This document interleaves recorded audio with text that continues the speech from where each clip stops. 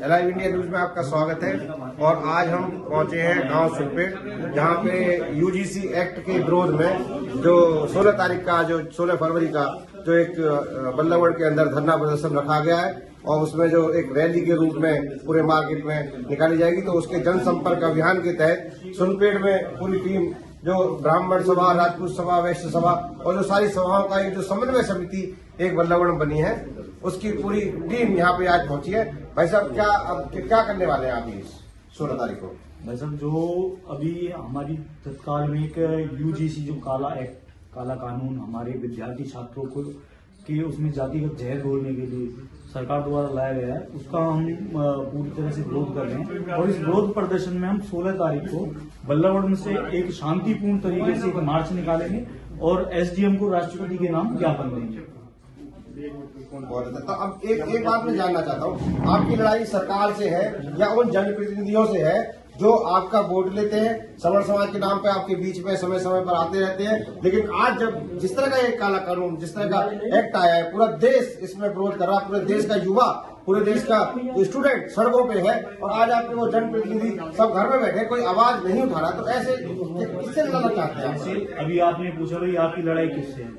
हमारी लड़ाई सरकार से भी है, जो हमने चुन के राज्यसभा, लोकसभा में भेजे हैं और अपनी विधानसभा में भेजे हैं, उनसे भी हमारी लड़ाई, क्योंकि हमारी वोट तो प्राप्त कर लेते हैं, पर हमारे लिए अभी तक ना तो पक्ष ने, जो हमारी आज सरकार है उसने, और ना ही विपक्ष ने, दोनों में से किसी ने मुंह नहीं खोला, सबके मुंह में दही जम गई। तो हमारा तो वो वर्ग है जो हमेशा से लड़ा है, मुगलों के टाइम पे भी लड़ा है और अंग्रेजों के टाइम पे भी लड़ा है और बलिदान दिए हमने।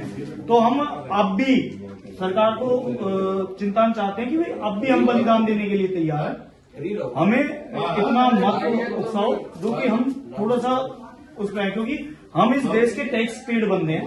हम अब ये जो देश की संपत्ति है, ये हमारी संपत्ति है, हमारे टैक्स से ली हुई संपत्ति है, तो हम इसका नुकसान नहीं करना चाहते। तो जैसा कि आप देख रहे हैं कि अब ये यूजीसी एक्ट और जिस तरह के काले कानून आए दिन पास हो रहे हैं, इसमें कहीं ना कहीं सवर्ण समाज अपने आप को एक ठगा सा महसूस कर रहा है, क्योंकि जिन लोगों को, जिन प्रतिनिधियों को ये वोट देते हैं, आज वही संसद में, विधानसभा में बैठ के इस तरह के कानून पास कर रहे हैं जिससे इनके बच्चों का जो गला घोटने का काम करेंगे। तो एक बात इसमें समझ में नहीं आई मुझे कि यूजीसी एक्ट के अंदर ये जो सवर्ण, पहले जो SC/ST एक्ट था उसके अंदर सिर्फ SC/ST ये एट्रोसिटी एक्ट के अंदर था, ये ओबीसी जातियों को लाने का क्या फार्मूला है सरकार के पास? क्या ओबीसी को सवर्णों से तोड़ने का फार्मूला है या ओबीसी को वोट बैंक बटोरने का फार्मूला है? कुछ इस पे आप ये तो जी क्या है, पॉलिटिक्स है, वोट बैंक की राजनीति है। ये सरकार ने क्या है, जो हमारे स्वर्ण समाज है उसको एक आतंकवादी से भी खतरनाक घोषित कर दिया।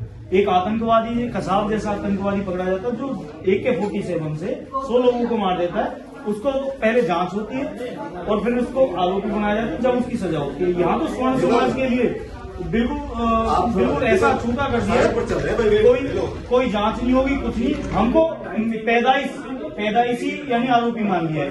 बिल्कुल इसमें, क्योंकि जो अगर जांच झूठी पाई जाएगी तो इसमें कहीं भी, इसमें कोई भी सजा का प्रावधान नहीं है जो शिकायत करता है उस पर, और न ही इसमें कोई ऐसा कानून बना है कि जिसमें सवर्ण छात्रों के लिए कहीं पे कोई शिकायत करने का भी मौका हो। यूजीसी कानून वापस लो, यूजीसी कानून वापस लो, काला कानून वापस लो, यूजीसी कानून वापस लो, नहीं सहेंगे, नहीं सहेंगे अत्याचार, नहीं सहेंगे, नहीं सहेंगे, नहीं सहेंगे अत्याचार, नहीं सहेंगे। जय हिंद, जय भारत। जय हिंद, जय भारत।